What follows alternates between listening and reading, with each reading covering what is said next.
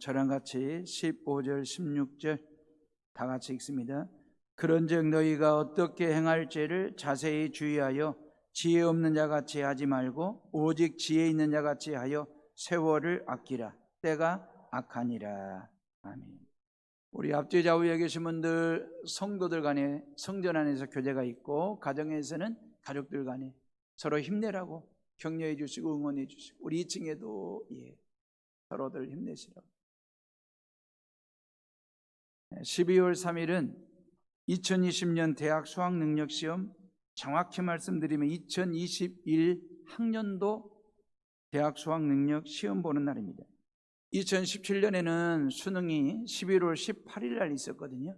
18년도에는 11월 17일 날 있었습니다.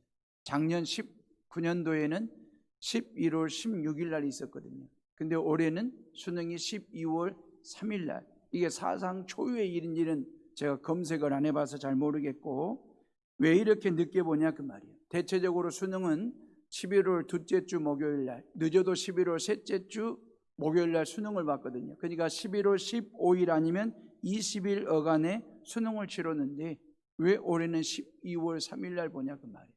이유는 코로나 때문이에요. 왜 이렇게 늦게 시험 보냐고? 코로나 때문에. 우리는 지난 10개월 이상을 코로나 때문이라는 말 한마디로 모든 게 다 이해가 되고 수용이 되고 또 서로 간의 이해의 폭을 넓혀가는, 어찌 보면 코로나 때문이라는 말이 너무너무 익숙해질 정도로 말입니다. 수능이 코앞에 왔거든요.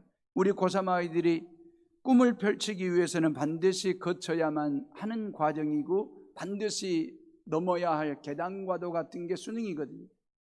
우리 고3 아이들이 이 계단을 잘 오를 수 있도록 기도해 주시기 바라고, 수험생들과 학부모님들 그리고 일선에서 지도하신 우리 선생님들 노고의 응원과 박수를 여러분들이 보내드리고요.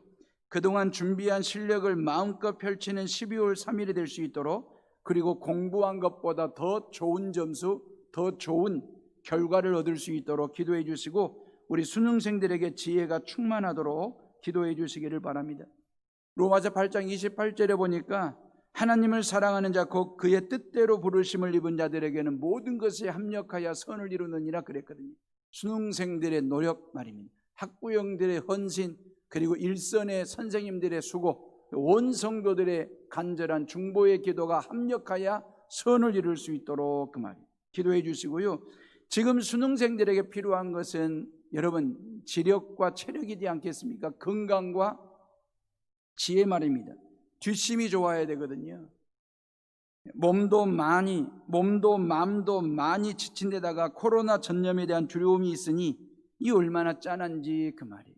우리 시험 잘 보라고, 시험 잘 치르라고 우리 응원의 박수 한번 수능생들에게 보내겠습니다.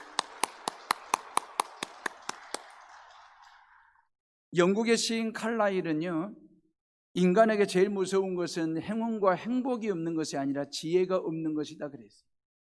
돈이 없어도 희망이 있으면 되는 거거든요. 건강이 좀 부족하더라도 희망이 있으면 되는 것입니다. 어떤 재주와 능력이 좀 부족해도 희망이 있으면 가능성이 있고 미래가 열립니다. 비전, 꿈을 꿀 수 있습니다. 그런데 지혜가 없으면 희망도 없는 것입니다. 어찌 보면 우리가 희망찬 삶을 산다라고 하는 것, 그것은 바로 지혜로부터 시작이 되는 것이거든요. 그래서 인간에게 반드시 필요한 것은 돈보다도 금보다도 은보다도 지혜가 필요하다라고 하는 것입니다. 지혜라고 하는 것이 뭐냐? 사전적 의미는 사물의 도리나 선악 따위를 잘 분별하는 마음의 작용이라고 그렇게 해놓았거든요. 세상의 이치를 잘 분별하는 마음의 작동, 옳고 그름을 잘 분별하고 판단하는 마음의 작용을 지혜라고 이야기합니다. 인생의 올바른 길을 찾아내는 능력을 지혜라고 말하는 것이거든요. 한마디로 인생의 방향 감각, 이걸 지혜라고 말을 하는 것입니다. 나는 어디로 가야 되는지, 무엇을 하며 살아야 되는지, 어떻게 해야 되는지, 어떻게 살아야 하는 이런 문제들 앞에서 올바른 방향을 찾아내는 감각을 지혜라고 얘기하는 것이거든요. 우리 고3 수험생들이 수능시험 한 번 보는 것으로 인생의 모든 문제가 풀리고 모든 길이 열리는 것은 아니라는 것을 잘 알아요. 12월 3일 하루, 이것은 그냥 한 고비를 넘었을 뿐이에요. 이 수능이라고 하는 고비를 넘고 봤더니 더 험한 험산줄령이 자신들 앞에 떡 버티고 있다라고 하는 현실을 금방 우리 고3 아이들이 알게 될 겁니다. 꽃길이 열릴지 가시밭길이 열릴지 아무도 모르거든요. 중요한 것은 올바른 방향 감각을 잡을 줄 아는 지혜가 이 젊은이들에게 필요하다라고 하는 것입니다. 어찌 보면 수능이라고 하는 것은 지식으로 푸는 거죠. 그렇기 때문에 지식을 쌓고 지식을 모으는 거죠. 그래서 열심히 공부하면서 지식을 쌓은 만큼 지식에 비례해서 정답을 찾아내는 것이고 수능 점수가 나오는 것이니까요. 그래서 영어 단어 하나라도 더 외우려고 수학 공식 하나라도 더 암기하려고 애쓰는 이유는 뭐냐면 지식에 비례해서 성적이 나오기 때문에 그렇습니다. 수능은 지식으로 풀 수 있습니다. 그런데 인생은 지혜로 푸는 것이거든요. 아무리 여러분들의 자녀들이 박사학위를 몇 개를 받았다 할지라도 여러분들의 자식들이 부모님 같은 삶을 살지 못하는 이유는 지식이 부족해서가 아니에요. 지혜가 부족하기 때문에 그러는 것입니다. 수능은 지식으로 풀어놓고 이제 수능생들이 우리 대학생이 되고 난 후에는 지혜로 인생을 풀어가는 그런 젊은이들이 될 수 있도록 그 말이. 우리가 15절과 16절 말씀을 봤지만 이걸 제가 공동번역 성경으로 읽어드릴게요. 그러므로 여러분은 어떻게 처신해야 할지 깊이 생각해서 미련한 자처럼 살지 말고 지혜롭게 사십시오. 이 시대는 악합니다. 그러니 여러분에게 주어진 기회를 잘 살리십시오. 그래서 이 시대를 사는 성도들은 뭐 한 가지를 하더라도 어떻게 행할 것인지를 주의 깊게 생각하고 지혜롭게 판단하라고 성경은 우리에게 말씀하세요. 왜? 세상이 악하기 때문에 그 말이에요. 하루하루를 살아도 대충 적당히 그럭저럭 살지 말라는 것입니다. 내가 오늘 하루를 대충 살면 그 하루가 나를 대충 여기게 됩니다. 그렇기 때문에 시간 하나를 우리가 소비하는 삶이 아니라 소중하게 여기는 신앙생활 말입니다. 그래서 하루하루 한 시간 한 시간 분초를 아낄 줄 아는, 가치를 부여하고 목적을 부여하는 시간의 선한 청지기로서의 삶을 살아가는 것, 우리에게 너무너무 중요하다. 그래서 지혜 없는 자가 되지 말고 지혜 있는 자가 되라고 성경은 우리에게 말씀하시잖아요. 이게 크리스찬의 삶이라는 것입니다. 자, 그렇다면 어떻게 사는 것이 지혜로운 삶이냐? 딱 한마디로 세월을 아끼라는 것입니다. 흘러가는 시간 말입니다. 하루하루를 시간을 분초마다 소중하게 여기어 함부로 쓰지 않는 삶 말입니다. 한마디로 시간을 가치 있게 쓰라는 거죠. 우리 수험생들이 분초를 쪼개서 아껴가지고 얼마나 귀하게 시간들을 썼겠습니까? 여러분들이 지금까지 쓰신 시간은 어떠셨습니까? 소중하게 쓰셨습니까? 아니면 지혜로운 삶을 살기 위해서 아주 시간을 소중하게 쓰셨는지, 아니면 시간을 함부로 쓰셨는지. 시간을 소비하듯이 함부로 쓴 사람을 성경은 어리석은 사람이라고 얘기합니다. 바보처럼 살았다라고 하는 얘기죠. 그러면 이 대목에서 우리가 오래전에 흥얼거리며 따라 불렀던 대중가요 하나가 생각이 날 겁니다. 난 참 바보처럼 살았군요 라고 하는 그런 곡인데, 제가 가사 내용을 불러드릴까요? 노래를 불러드릴까요? 여러분들이 선택하세요. 가사 내용을 불러드릴까요? 노래를 불러드릴까요? 어느 날 난 낙엽지는 소리에 갑자기 텅 빈 내 마음을 보았죠. 그냥 덧없이 흘려버린 그런 세월을 느낀 거죠. 저 떨어지는 낙엽처럼 그렇게 살아버린 내 인생을 그래요. 잃어버린 것이 아닐까? 늦어버린 것이 아닐까? 흘려버린 세월을 찾을 수만 있다면 얼마나 좋을까? 그래요. 흘려버린 시간을 찾을 수만 있다면 얼마나 좋을까? 그러면서 난 참 바보처럼 살았군요. 난 참 그러면서 후렴 부분에 가가지고 하는 이 소리가 탄식의 소리처럼 들려요. 지난날의 나의 삶의 뒤안길을 돌아보니 내가 왜 이리 바보처럼 살았을까? 그 바보처럼 산 세월이, 시간이 너무너무 아까워가지고 탄식하듯이 그러면서 난 바보처럼 살았군요. 그래요. 이런 노래거든요. 이 어느 날 가을철에 낙엽지는 그 요즘 같은 때의 말입니다. 요즘 길거리마다 낙엽이 여리저리 바람에 뒹굴듯이 말이에요.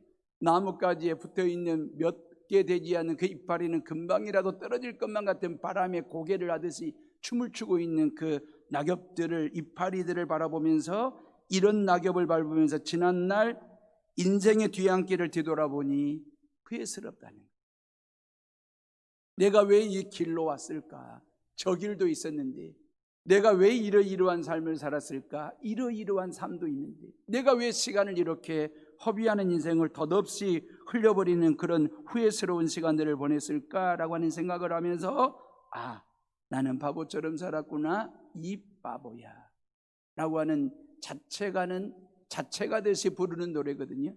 저희들 세대는 이런 노래를 부르면서 모두가 다 한결같이 고개를 끄덕끄덕 했어요. 그러면서 모두가 다 흥얼흥얼 이 노래를 따라 불렀던 이유가 뭔지 아십니까? 바보 인생은 네가 아니라 내가 바보 인생을 살았구나, 내 인생이 바보 인생처럼. 그래서 이 노래가 나올 때마다 이 노래를 흥얼흥얼 따라 부르면서 다들 고개를 끄덕끄덕 했던 이유는, 바보 인생은 네 인생이 아니라 내가 그런 인생을 살았어 라고 인정하고 공감하듯이 말입니다. 이 노래를 70년대 통기타 가수 말입니다, 이종용이가 불렀던 노래거든요. 이종용이는 스타 중에 스타였습니다. 근데 이 노래를 부르게 된 계기가 있어요. 난 참 바보처럼 살았군요 라는 이 노래를 부르게 된 계기가 뭐냐면, 통기타 하나를 가지고 최고의 스타덤에 오르게 된 겁니다, 이종용이가. 근데 그 인기를 어떻게 관리할지를 몰라가지고 결국 입에 대마초를 물게 돼요. 대마초를 피게 돼요. 그래가지고 구치소에 깜빵 안에 갇히게 돼가지고 5개월 동안 구치소 생활을 하는데, 그 이종용이가 그 구치소 안에서 말이에요, 사형수를 만나요. 근데 그 사형수가 사형장에 사형당하러 가는 길에 그 사형수가 이종용에게 뭔 얘기를 하냐면, 나는 내 죄값 때문에 죽으러 간다. 근데 너는 나를 대신하여 주님을 위해서 살아줬으면 좋겠다.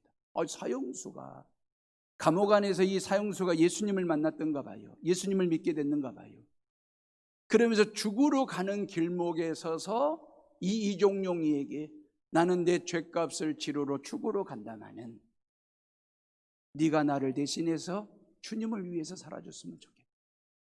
이게 천둥 번개처럼 마음에 울림이 왔고 새겨짐이 왔어요. 그동안 돈에 취해 살았고 인기에 취해가지고 흥청망청 그렇게 노래 부르며 살았던 그 이종용이에게 엄청난 충격이 와닿은 것입니다. 그러면서 이 노래를 지어서 부르게 된 거예요. 난 참 바보처럼 살았고, 내 인생의 뒤안길을 뒤돌아보니 얼마나 덧없이 흘려버린 세월들, 시간들이 많았는지, 후회스러운 시간들이 많았는지, 너무너무 나는 바보처럼 살았구나. 그러면서 이 노래가 빅히트를 쳐요. 그리고 난 다음에 이종용이는 무대에서 사라집니다. 미국으로 건너갑니다. 그리고 신학을 공부하게 됩니다. 그리고 미국 코너스톤에서 교회를 개척하여 지금 복음 전하는 자가 됐고, 영혼 살리는 목사로 20년 넘도록 건강한 목회를 지금 하고 계시는 이종용 목사님 말입니다. 지난주에도 말씀을 드린 것처럼 우리에게는 보편적인 시간의 흐름이 있잖아요. 크로노스라고 하는 시간의 흐름 말입니다.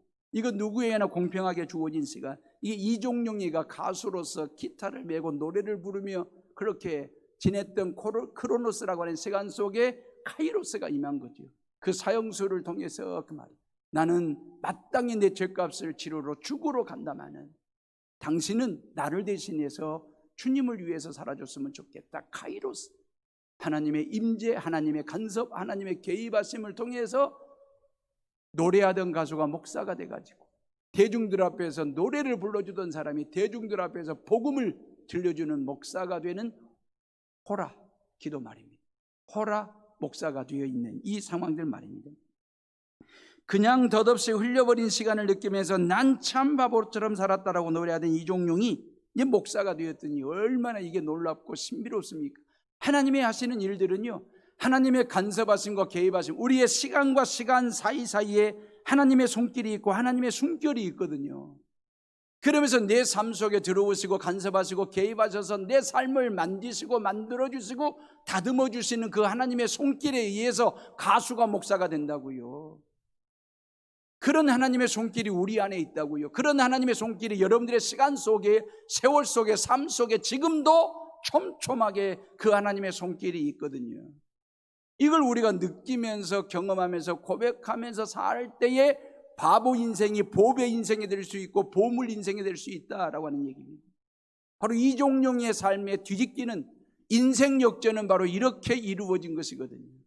차영수 한 사람이 던진 말 한마디에 그 모든 최고의 스타덤에 있었던 이종용이가 기타도 내려놓고 유행가도 다 내려놓고 신학을 하고 목회자의 길을 걸어 주의 복음을 증거하는 사람이 되었으니까 신비롭잖아요. 신기하잖아요. 다시 말하면 저와 여러분들의 시간과 시간 속에 성령 하나님이 들어오셔서 간섭하시고 만져주시고 개입하시고 뭔가를 다듬고 계시는 그 하나님의 손길을 누구도 거역할 수 없고 누구도 거부할 수 없고 누구도 반대할 수 없는 하나님의 강력한 만져주심이, 재창조하심이 우리 안에 있다라고 하는 것이죠. 사랑하는 에오름의 식구들이여, 여러분들의 삶 속에 덧없이 흘려버린 그런 시간은 없었습니까? 그런 세월을 보낸 적은 없습니까? 덧없다라고 하는 말을 국어사전적 의미로 보면 보람이나 가치가 없이 헛되고 부질없다라고 하는 이런 덧없는 세월을 사신 적은 없냐? 그러면 인생 무상한 말입니다. 한결같았던 친구 간의 그 우정이 말이에요. 참 사소한 감정에 의해서 틀어질 때 인생 무상함을 느끼시잖아요. 나에게 청춘이라고 하는 것은 오랫동안 나와 함께 할 줄 알았습니다. 내 곁에 오랫동안 청춘이 머물러 있을 줄 알았는데 이게 꽁무니를 빼듯이 청춘이 내 곁에서 달아나는 것을 보면서 우리는 인생의 또 무상함을 느끼고 있지 않습니까? 그리 넉넉했던 돈들이 내 곁에 나와 함께 오랫동안 있을 줄 알았더니 그 돈도 사라지고 건강도 약해지는 것을 보면서 우리는 인생 무상함을 느끼면서 허전함을 느끼는 것 말입니다. 우리 고3 아이들이 수능 시험을 끝내고 난 후 학교 정문을 빠져나오면서 지난 세월이, 지난 고생이, 지난 노력이, 지난 수고가 덧없다 그러고 고개 떨구고 나오면 그 모습이 얼마나 짠해요. 근데 모든 수능생들이 정문을 빠져나오면서 지난 날의 세월이, 지난 수고가, 지난 노력이, 지난 땀 흘림이 복 있다라고 당당하게 외치며 나오는 그 멋쟁이 수능생들이 될 수 있도록 저와 여러분들이 기도하고 응원하는 성도들 되시기를 주님의 이름으로 축원합니다. 여러분들에게 지난 코로나 세월은 어떤 것 같습니까? 지난 10개월 결코 짧지 않은 세월 말입니다. 코로나를 통해서 잃은 게 많습니까? 얻은 게 많습니까? 잊어버린 게 많습니까? 배운 게 많습니까? 덧없는 시간을 보내셨습니까? 복 있는 시간을 보내셨습니까? 코로나에 눌려가지고 바보처럼 살았습니까? 코로나를 누르시고 보배처럼 보물처럼 사는 인생을, 사는 삶을 살아가고 계십니까? 각자의 시간과 세월에 대한 평가는 여러분들 스스로가 내리시기를 바라고요. 제가 드리고 싶은 말씀은 난 참 바보처럼 살았다라고 탄식하는 인생이 아니라 난 참 요셉처럼 살았군요. 난 참 모세처럼 살았군요. 난 참 다윗처럼 살았군요. 난 참 예수처럼 살았군요. 아하 아하 아멘. 그런 찬양의 있기를 주님의 이름으로 축원합니다. 우리가 예수님처럼 살 수 있고 다윗처럼 모세처럼 요셉처럼 살아가는 인생 말이에요. 신앙 말입니다. 이유가 있습니다.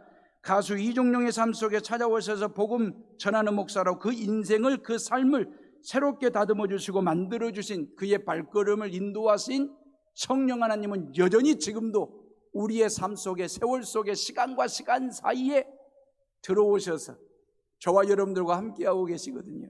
우리의 삶을 인도하고 계시거든요. 동행하고 계시거든요. 내가 나 때문에, 그 말이에요. 내가 나 때문에 내가 산다면 내 마음대로, 내 뜻대로, 내 생각대로, 내 의지대로, 내 경험대로, 내 고집대로 여전히 내가 내 인생을 핸들링하고 있으면 내 인생은 바보처럼 살 수도 있습니다. 근데 나 때문에 예수님 때문에 내가 사는, 그래서 예수님의 말씀에 의지하여 하나님의 뜻대로, 하나님의 말씀대로, 하나님의 의지대로, 하나님이 원하시는 대로 내 인생을 살아가게 되면 내 안에 계신 예수님에 의해서 바보 같은 인생이 아니라 보배 같은 인생, 보물 같은 인생으로 바꾸어 주시고 만들어 주시는 그 하나님의 손길이, 그 하나님의 숨결이, 그 예수님의 능력이 저와 여러분들의 시간과 시간 속에 사이사이에 배어 있고 자리 잡고 있다라고 하는 사실을 믿으시기를 주님의 이름으로 축원합니다. 바보처럼 산 사람이 예수님처럼 사는 인생 역전은 언제 일어나느냐? 그것은 세월을 아끼는 삶을 살 때에 그 말이에요. 인생 역전이 일어나는 거예요. 하루하루를 살아도 대충 적당히 사는 게 아니죠. 하루하루를 살아도 정말 소중하게 사는 거죠. 함부로 사는 게 아니라 정말 지혜롭게 사는 거죠. 정말 가치 있게 목적, 지향적인 미래, 지향적인 삶을 하루하루를 살아가는 거죠. 시간을 그렇게 쓰는 거죠. 그러면서 시간의 선한 청지기로 살아가게 될 때에 우리는 지혜 없는 자가 아니라 지혜 있는 자로 삶을 살아가게 되는 것이니까. 17살, 18살의 11번째 아들 요셉 말입니다. 아버지의 심부름차, 목축업을 하고 있는 형들의 안부를 알아보려고 아버지 야곱의 심부름차 형들을 찾아갔다가 그 자리가 죽음의 자리가 되고 그 자리가 죽음의 시간이 될 거라고 누가 알았겠습니까? 어디 조직폭력배나 깡패들에 의해서 죽음의 구덩이에 요셉이 던져진 게 아니고 이복 형들에 의해서 죽음의 구덩이에 던져지게 됐으니까. 이 얼마나 서글픈 이야기입니까? 맏형 르우벤이 말이에요. 죽이지는 말고 애굽으로 지나가는 상인에게 팔아먹자. 그래가지고 결국 동생 11번째 동생 요셉을 은 20개를 받고 노예로 팝니다. 형들에 의해서 끝장난 인생 되는 거죠. 17살, 18살짜리 요셉의 인생 말입니다. 동생의 세월을 덧없는 바보 인생으로 만든 사람들이 이복 형들 10명이었습니다. 헐벗고 굶주린 노예로 애국까지 채찍에 맞으며 기약 없이 끌려가는 거지요. 어려서 어머니 라헬을 일찍 잃었잖아요, 요셉은.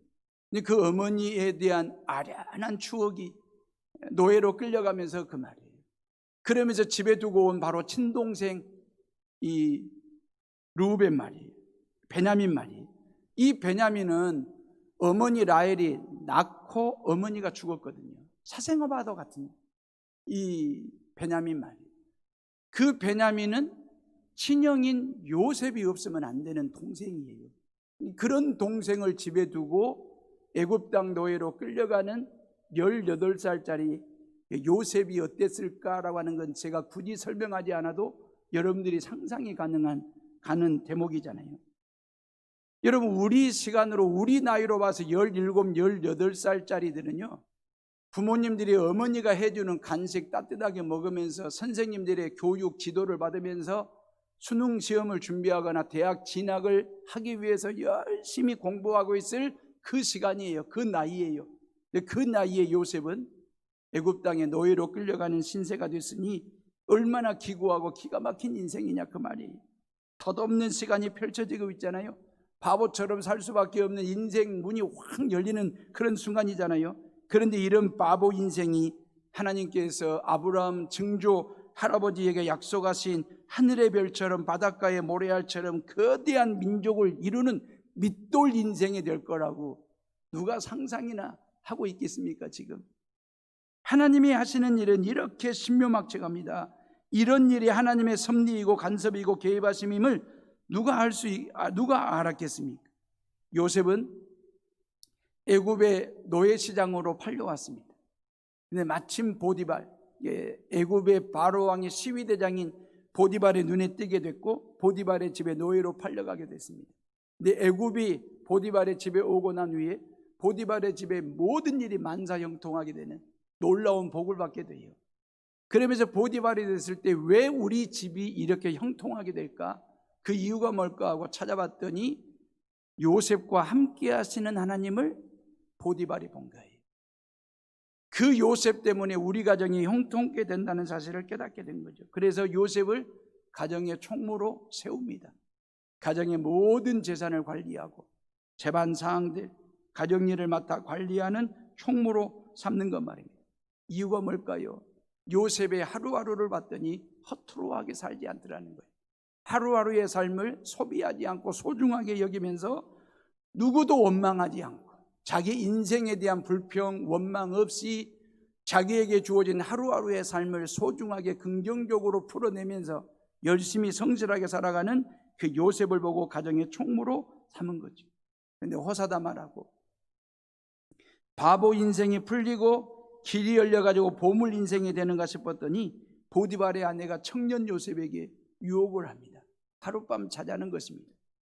혈기왕성하고 성욕으로 꽉 차 있을 법한 나이의 청년 요셉은 단호하게 창세기 39장 9절에 보니까 내가 어찌 이 큰 악을 행하여 하나님께 죄를 지으리까, 그러면서 과감하게 뿌리치고 그 자리를 피하게 됩니다. 결론은 성추행범으로 성폭행범으로 고발당해가지고 정치범이나 들어가는 지하 감옥 안에 갇힌 죄수가 됩니다. 다시 바보 인생으로 추락하는 시점입니다. 그런데 감옥 안에서도 요셉은 성실하게 정직한 시간을 보내요. 시간을 소비하는 사람이 아니라 그 시간을 소중하게 여기면서 하루하루를 옥살이를 합니다. 옥살이를 덧없이 보낸 게 아니라 복 있게 보내는 요셉 말입니다. 그래서 결국 감옥에서도 인정받아가지고 감옥의 재반 사무를 다 맡아 일하는 사람이 됐습니다. 그러다가 애굽의 바로 왕이 꿈을 꾸게 됐고 그 꿈을 해몽해가지고 애굽 제국의 7년 흉년을 대비하고 준비하는 아주 탁월한 정책을 만들어내면서 바로 왕에게 발탁이 돼가지고 애굽 제국의 2인자 총리의 자리를 오르게 됩니다. 30대 초반의 말입니다. 그러면서 인생 역전이 이루어진 거죠. 하나님께서 뒤집기를 해주신 것입니다. 바보처럼 산 인생이 아니라 보물처럼 산 인생이라고 노래할 수 있도록 하나님께서 그렇게 뒤집어 주셨어요. 요셉은 주님의 은혜로 애굽의 2인자가 됩니다. 그리고 동생 베냐민과 그리고 아버지 야곱을 부르고 그 이복 형들 10명을 다 부르고 그의 식솔들 70명을 애굽으로 초청해가지고 이산가족 상봉을 하게 돼요. 그리고 람세스라고 하는 기름진 땅을 이주민들을 위한 땅으로 주고 그 땅에서 이스라엘 백성들은 거대한 민족을 이루는 출발점으로 삼게 되는 이야기거든요. 사랑하는 헤어롬의 식구들이, 요셉이 걸어온 발자취는 눈물과 감동으로 펼쳐지는 한편의 드라마와 같은 이야기입니다. 예수님의 그림자가 그렇게 드리워져 있거든요. 요셉의 삶과 예수님의 삶을 이렇게 클로즈업을 시켜보면 딱 맞아 떨어지는, 그래서 구약의 예수님의 그림자가 누구냐면 요셉이라고 이야기하는 거거든요. 그 요셉의 인간성이나 신앙심, 그리고 요셉이 살아온 발자취를 통해서 우리가 확인할 수 있는 메시지는 뭐냐면 세월을 아끼는 지혜로운 삶을 요셉이 살았다라고 하는 거예요. 16절에 뭐라고 되어 있습니까? 세월을 아끼라 때가 악하니라 그랬잖아요. 요셉에게는 너무너무 악한 세월이 있었습니다. 형들이 악했잖아요. 동생을 노예로 팔았으니까. 보디발의 아내가 악했잖아요. 감옥의 죄수들이 악했잖아요. 이런 악함의 연속에 묻혀버리고 잡히면 시간을 헛되게 소비하는 어리석은 사람이 되는 건데, 근데 모든 상황이 악하고 악하지만 요셉은 그 악함을 선함으로 바꾸지 않습니까? 선함으로 이겨내잖아요. 그러면서 주님과 함께 자기가 가야 할 길을 뚜벅뚜벅 걸어간 사람, 세월을 아끼듯이 하나님의 영광을 드러내는 기회로 삼은 사람, 자신의 영달을 위하여 시간을 소비한 것이 아니라 하나님의 영광을 위하여 시간을 소중하게 쓴 사람, 요셉 말입니다. 매사 모든 일에 성실하게 진실되게 살았습니다. 그러면서 세월의 약함을 세월의 선함으로 바꿔내는 지혜로운 삶을 살았지 않습니까? 세월호 참사도 벌써 6년째입니다. 2014년 4월 16일 날이었습니까? 이제는 잊지 말고 기억해야 될 아픔으로만 마음에 새길 게 아니라 이제는 희망의 세월호를 띄워야 되지 않겠습니까? 회복의 세월호를, 화해의 세월호를 이제는 띄워야 되지 않겠느냐라고 하는 것입니다. 세월호의 아픔을 딛고 수능 시험을 치렀던 그 젊은 세대들, 그 아이들이 어느덧 대학을 졸업을 타고 이제 직장인으로 사회 첫 발을 내딛었습니다. 이들이 대한민국의 보물이 될 수 있도록 여러분들이 기도해 주시고 격려해 주시고 청년 요셉처럼 지혜롭게 세월을 아끼며 살아갈 수 있도록 그 말입니다. 코로나 때 수능을 치르는 이 아이들도 세월의 때 수능 치른 아이들 못지않게 짠함이 있습니다. 그래도 감사하고 기특한 것은 이 엄중한 시기에 수능 준비를 성실하게 준비했다라고 하는 것. 그러면서 우리가 조심해야 될 것은 지난 11월 21일 날 교사 임용고시 시험을 앞두고 코로나에 전염이 돼가지고 시험 치르지 못하신 분들이 있어가지고 안타까웠거든요. 이번 12월 3일 날은 우리 수능생들 전국 방방곡 꼭 어느 곳에서도 코로나에 전염되거나 그리해서 수능 치르지를 못하는 아픔이 없도록 저와 여러분들이 기도해 주시고 응원해 주시기를 주님의 이름으로 부탁을 드립니다. 요셉의 삶의 흔적을 이렇게 더듬어 보면요, 요셉이 지난날 살아왔던 삶의 어떤 그 족적 발자취를 이렇게 더듬어 보면 성경이 일관되게 표현하는 게 있습니다. 성경이 일관되게 기록해 놓은 문구가 있습니다. 여호와 하나님이 그와 함께 하시더라, 이 말이에요. 요셉이 살아온 모든 삶이 악함이 있었고 고통이 있었고 죄수로 억울함이 있었지만 그 요셉의 모든 지난날에 살아온 모든 삶 가운데 발걸음 가운데 발자취 위에 여호와 하나님이 함께 하시더라라고 하는 이 성경의 기록이 있거든요. 창세기 39장 2절에 보면 여호와께서 요셉과 함께 하심으로 그가 형통한 자가 되었더라 그랬어요. 하나님이 함께 하시는 생애를 산 사람 요셉 말입니다. 요셉은 노예로 팔려갔습니다. 감옥 안에 갇힌 죄수가 되었습니다. 억울한 누명을 쓰게 됐습니다. 그러면서도 감옥 안에 갇히는 것이 두려운 게 아니라 요셉의 두려움이 뭔지 아십니까? 요셉의 기도 제목이 뭐였는지 아십니까? 노예 생활로부터 빨리 벗어나게 해달라고, 감옥으로부터 빨리 벗어나게 해달라고 하는 것이 요셉의 기도 제목이 아니라 여호와 하나님이 나와 함께 하신다라고 하는 이 임마누엘 신앙으로부터 혹 내 신앙이 변질될까 봐 이 두려운 말입니다. 이게 요셉의 기도 제목이었습니다. 하나님이 나와 함께 하신다라고 하는 이 확신에 찬 믿음, 하나님이 나와 함께 하신다는, 설령 내가 애굽 땅에 노예로 팔려가는 한이 있더라도, 설령 내가 성폭행범으로 오해 사가지고 감옥 안에 갇히는 그런 상황이 닥친다 할지라도 여호와 하나님은 여전히 변함없이 나와 함께 하신다라고 하는 이 임마누엘의 신앙으로부터 내가 변질되지 않는 것, 이게 기도 제목이었습니다. 요셉은요, 하나님이 함께 하신다라고 하는 확신에 찬 믿음 말입니다. 이 확신에 찬 믿음도 있었지만 이 확증하는 믿음도 있었습니다. 다시 말하면 주변 사람들에게 여호와 하나님이 함께 하시는구나, 이걸 보여주는 확증하는 신앙 말입니다.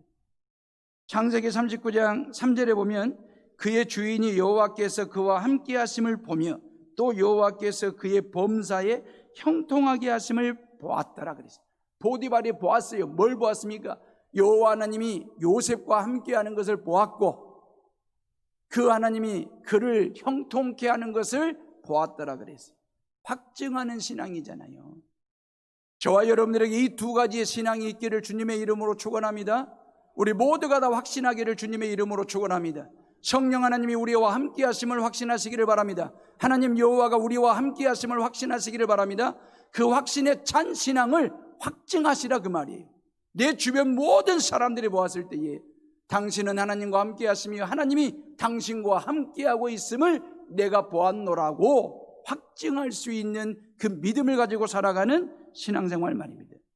그게 바로 세월을 아끼는 지혜로운 그리스도인의 삶의 모습이다라고 하는 것입니다. 요셉은요, 자기 자리를 잘 지켰던 사람입니다. 다시 말하면 자기에게 주어진 본분, 자기에게 주어진 역할, 자기에게 주어진 사명 잘 감당했어요. 자기 자리에서. 그러잖아요. 봐보세요. 가정에서는 아델의 자리를 잘 지켰습니다. 보디발의 집에서는요, 노예의 자리를 잘 지켰습니다. 감옥에서는요, 죄수의 자리를 잘 지켰습니다. 태양신을 숭배하는 바로왕 앞에서는요, 신하의 자리를 잘 지켰습니다. 애굽의 총리가 되었을 때는요, 깨끗한 지도자의 자리를 잘 지켰던 사람이 요셉이었습니다. 자기 자리, 자기 위치를 잘 지켰다라고 하는 말은 자기에게 주어진 시간을 잘 선용했다라고 하는 얘기거든요. 요셉에게 주어진 상황, 자리는 결코 선하지 않잖아요. 여러분들이 아시는 것처럼 얼마나 악했는지, 노예의 자리가, 죄수의 자리가, 신하의 자리가, 심지어 10명의 형들이 있는 가정의 자리가 얼마나 악했습니까? 그래서 노예로 팔려갔지 않습니까? 죄수로 감옥 안에 갇히게 됐지 않습니까? 그런 악한 세월을 선한 세월로, 그래서 사도 바울이 일갈하듯이 세상이 악하니 세월을 아끼라고 말한 것처럼 말입니다. 그런 상황을 뒤집기 했잖아요. 그런 상황을 역전시켰지 않습니까? 누가요? 요셉이요? 아니요. 요셉이 자기 자신의 인생 역전을 이룬 것입니까? 요셉이 자기 자신의 악한 상황을 뒤집게 한 것입니까? 아닙니다. 우리의 인생은 내 힘으로, 내 의지로, 내 어떤 경험과 내가 가지고 있는 그 무엇으로 내가 내 인생을 역전 뒤집을 수 있는 힘이 우리에게 없습니다. 내가 내 인생을 뒤집으려고 할 때마다 우리는 항상 뒤집히는 인생을 살았어요. 근데 성령 하나님이 나와 함께 하실 때에 그 확신에 찬 믿음을 가지고 살아갈 때에, 그리고 누가 봐도 당신은 하나님이 함께 하시고 내가 하나님이 함께 하신다는 사실을 확증하는 신앙생활을 하고 있으면 그 하나님께서 여러분들의 인생을 호떡 뒤집기 하듯이 뒤집어 주시고 인생 역전을 이루어 주셔서 바보 같은 인생을 살 수밖에 없는 절박한 인생이지만 그 바보 인생을 보배 인생으로, 보물 같은 인생으로 만들어 주신 분이 바로 저와 여러분들의 세월 속에, 시간 속에, 삶 속에 들어와 계시는 예수 그리스도 그분이심을 믿으시기를 주님의 이름으로 축원합니다. 수능 사회를 앞둔 수능생들에게 중요한 것은 지금까지 어떻게 공부했느냐보다도 지금까지의 시간을 어떻게 썼느냐, 앞으로 내게 주어진 시간을 어떻게 쓸 거냐. 건강 100세라고 볼 때에 수능생들이 쓴 시간은 20년도 안 되는 짧은 세월입니다. 그 20년 세월, 그 시간 말입니다. 그걸 가지고 앞으로 80년을 살아야 될 텐데 앞으로 내가 시간에 어떠한 선한 청지기로 살아갈 것인지 늘 그 시간을 말입니다. 시간을 함부로 쓰면 그 시간이 나를 함부로 대해요. 그렇기 때문에 나에게 주어진 시간을 정말 귀하게 귀중하게 여길 줄 아는 그 믿음 말입니다. 코로나로 2020년 한 해를 통째로 보내는 우리에게도 중요한 것은 코로나 때에 뭘 했느냐보다도 코로나 때의 시간을, 세월을 어떻게 썼느냐, 보냈느냐 하는 것이 더 중요한 거예요. 신앙생활에 많고 많은 제약이 따랐지만 믿음이 꺾이지 않고요, 더 큰 믿음으로 키우는 시간으로 보냈느냐 하는 점입니다. 시간까지 지으시고 시간까지 창조하신 하나님께서 모든 사람들에게 하루 1440분, 하루 24시간을 분으로 계산했더니 1440분이더라고요. 그게 여러분들의 하루 인생 그 통장에 하나님께서 공평하게 모든 사람들에게 똑같이 하루 40분이라는 시간을 입금해 주셔요. 인생 통장에 말입니다. 대통령에게도 1440분, 갓난아이, 어린아이에게도 1440분이라고 하는 똑같은 시간을 인생 통장에다가 입금해 주신다고요. 그건 내 시간이 되는 거예요. 누구도 터치할 수 없는 시간이에요. 그 시간을 가지고 내가 놀고 싶으면 노는 거고, 자고 싶으면 자는 거고, 일하고 싶으면 일하는 거고, 공부하고 싶으면 공부하는 거예요. 누구도 빼앗아갈 수 없고 누구에게도 빼앗기지 않는 시간, 하나님이 주신 하루 1440분이 인생 통장에 똑같이 들어온다 그 말이에요. 중요한 것은 이 인생 통장에 언젠가는 1440분이 안 들어올 때가 있다 그 말이에요. 이게 인간의 유한함입니다. 내가 쓰고 싶어도 쓸 수 없는 시간이 나에게 언젠가는 온다. 그래서 성경은 세월을 아끼라고 말씀하시는 거예요. 시간을 가치 있게, 의미 있게, 복되게, 목적 있게 쓰라고 말씀하시는 이유 말입니다. 이 설교를 준비하면서 제가 괜한 욕심을 한번 부려봤습니다. 하나님 앞에서, 복양실에서. 하나님, 우리 하루하루 인생 통장에다가 1440분 넣어주지 말고 1440만 원을 좀 넣어주십시오. 저만의 욕심입니까? 여러분들 웃는 눈빛을 보니까 공감한다고, 저도 똑같은 생각 가지고 있다고. 어찌 보면 우리의 인생 통장에다가 시간이라고 하는 1440분 넣어주지 말고 돈 1440만 원 넣어주시면 얼마나 이동 갖고 하루를 즐겁게 재미있게 즐기면서 넉넉하게 살아볼까라는 생각 해보지 않았습니까? 근데 얼마나 감사한지, 다행스러운 건지. 하나님께서 우리에게 인생 통장에 돈을 넣어주지 아니하시고 시간을 넣어주신 것이 얼마나 감사한지. 그 1440분 똑같이 둘 테니 그 시간을 돈처럼 귀하게 여기고 살으라는 거예요. 돈처럼 가치 있게 시간을 쓰라는 것입니다.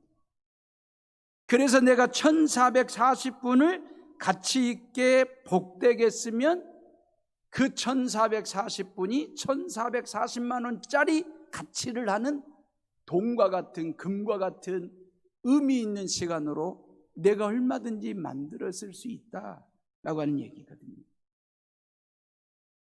사람은 누구나 인생을 잘 살고 싶어 하지요. 인지상정이잖아요. 인생을 마칠 때 한 점 부끄러움 없이 살았노라고. 그렇게 인정받고 칭찬받는 인생을 산다면 얼마나 좋겠습니까? 근데 이게 생각처럼 만만치가 않아요. 이 엄벙덤벙 살다 보면 후회막심하게 인생을 끝마치는, 바보처럼 살았다라고 자책하듯이 노래를 할 수밖에 없는 그 인생을 살아갈 수도 있어요. 근데 저와 여러분들에게 아주 중요한 것은 시간과 시간 사이에 확신에 찬 믿음 말입니다. 하나님이 나와 함께하고 계신다라고 하는 확증하는 신앙 말입니다. 누가 봐도 당신의 삶 가운데 하나님이 함께하시고 당신이 하나님과 함께하고 계시는구나, 인정받고 칭찬받고 확증해 줄 수 있는 그 신앙을 가지고 살아간다면 우리의 하루하루가 얼마나 복이 되고 얼마나 아름답고 얼마나 멋질까. 일생의 축소판이 하루지 않습니까? 그죠? 하루하루가 모아지고 하루하루가 쌓여져 가지고 일생이 되는 거잖아요. 그러니까 그 하루하루를 어떻게 살 것인가는 나에게 주어진 사명이에요. 2020년도 32일 남았어요. 수능 4일밖에 안 남았어요.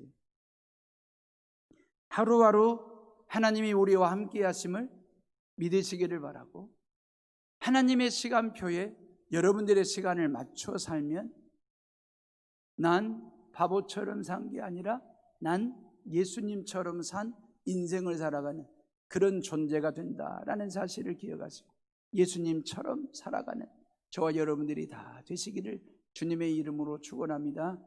축원합니다.